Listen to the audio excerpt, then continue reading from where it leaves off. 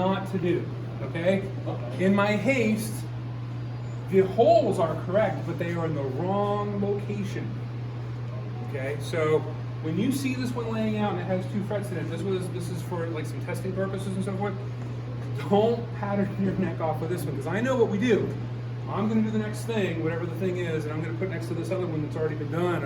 Oh, okay, I see what to do. And then I don't want to have a room full of necks where the holes are in the wrong place.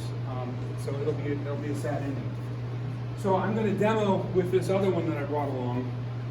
That, make sure it's mine. That doesn't have any holes in it. I'm going to do this one properly. Okay, so this is the example of what not to do. Or what to do. We want to have the holes between after the 15th fret. So between the 15th and 16th frets, if you want to get on the web sometime and look at a Big Baby Taylor guitar, the neck attaches just with 2 drywall screws through the front of the fretboard. Really? Yep, that's it. And they're countersunk slightly so that they don't interfere with playing. And in the 3 or 4 years since I built the first one and have played it and noodled around with it, the fact that there are 2 screws in the fretboard hasn't slowed me down or gotten in the way of it. Did you paint those black to match the other? Drywall screws are black. Okay. So I imagine that was probably just a happy convenience for them with a black company that has black fretboards. Somebody thought, oh yeah, we can get black screws really easily. How many Big Baby Taylors have been made? Oh, thousands of them. They're fine. There are a couple other models they make that also have a fretboard. Do any other major, like Martin, do any of the other major manufacturers use 2 screws? Not that I'm aware of. That would be a wonderful discussion that Well, happened the at whole some idea of point. Big Baby So- Taylor to make Discovered it that. affordable. You can have a bolt-on neck. So I'm going to lay out for putting holes in the fretboard. We're going to count off the fret locations. 1, 2, 3, 4, 5, 6, 7, 8, 9, 10, 11, 12, 13, 14, 15, and 16. So between 15 and 16, where I've got this scribble mark that you can hardly see in the ebony, that's where I want those holes to be. And this doesn't have to be really elaborate. This is just, this slot actually will span across the 2 fret slots. You can look through the ovals and see the 2 fret slots. And center this up. And it is okay to eyeball this. You can see that the edge of the shim is parallel to this last fret slot. You know, it's what, 1/4 of an inch apart, maybe a little less. And I can see the slots through the oval, and I can get a sense that the amount of wood on either side is equal, and I can go ahead and trace one oval here, and I can trace one oval here. Can you show us here, Doug? I can show to the camera. Hopefully it can focus. All right. And with that marked, you know, maybe I want to go. I'm honestly uncomfortable eyeballing about what's the center on something. This is going to show, and this is going to be something we're going to have to look at. If you want to get one of the 6-inch rulers and do a little bit of measuring to make sure that things are really lined up and centered up and everything, but those 2 ovals are a great reference as a starting point. After which point, this drill press is set up with a countersink bit, and it drills all in one operation. It drills the through hole, and it does the countersink conical taper, and then if you keep going, it'll do a straight cylinder that's larger that you could like completely, you know, sink the head below the surface. We don't need to do that. We just need just the conical part, and maybe just the teensy little bit more, because you're going to sand a radius in this. If it ends up not being enough, you can always come back and go a little deeper. This is so here's the deal about screws that nobody ever tells you about. You don't want to have, so if you got 2 pieces here, and you're putting the screw in like that, you do not want to have any of the screws engaging this top piece.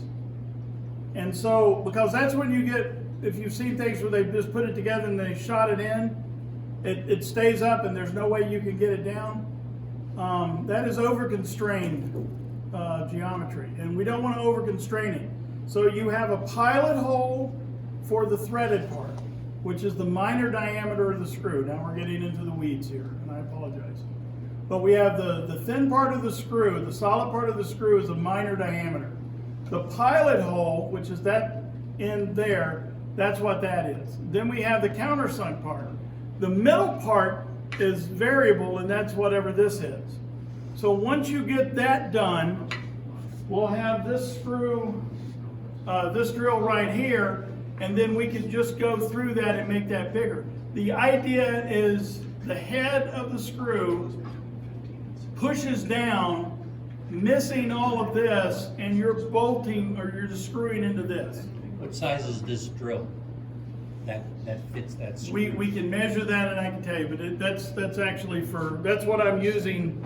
I'm building these things for you to sand your thing. That's what I was using. That's why we just happen to have it. But when you get done, you want to open that up because otherwise it has to be clamped very, very hard and put it in because then it's constrained and it'll never move. If you make it bigger, then the idea is the screw falls through the top piece and then you use the head. You might have washers and a hex head or whatever, and then you bolt it together. But you don't want to have any. You don't want to have any of the screwing into the top piece. You want to just have threads in the bottom piece. But you don't want them to be too big. If they are too big, we have this wonderful screw repair technology called toothpicks and super glue. And you can drop if you strip out a hole, remember, it's made of wood, we can repair it. One of the things we do all the time when students come in and screw up a hole, no pun intended, is you just take one or two the flat toothpicks, you can put them on either side, throw a little bit of super glue, drop them in there, and then when you crush that back into position, it reforms threads again. So there you go. It's simple, but it makes a better joint if it is not over constrained. And that's the technical term. I apologize for geeking out as an engineer, but it's an over constrained hole, and there's where most people fail. They just drill the two holes. But you really got to drill countersink, pilot, and then the through. I apologize for wasting your time. Is that on any? Every screw. Or just guitars? Wood screw. Wood screw. Well, even metal screws. You don't want those to be Machine over threads constrained. definitely need to be able to go through, yeah. Yeah. So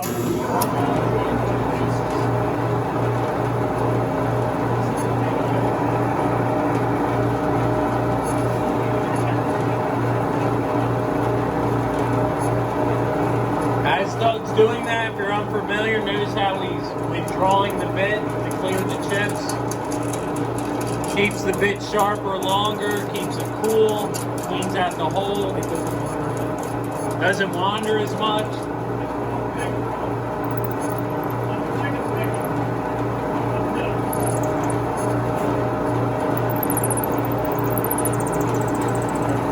So now he has the hole. You can see now that countersink starting to engage.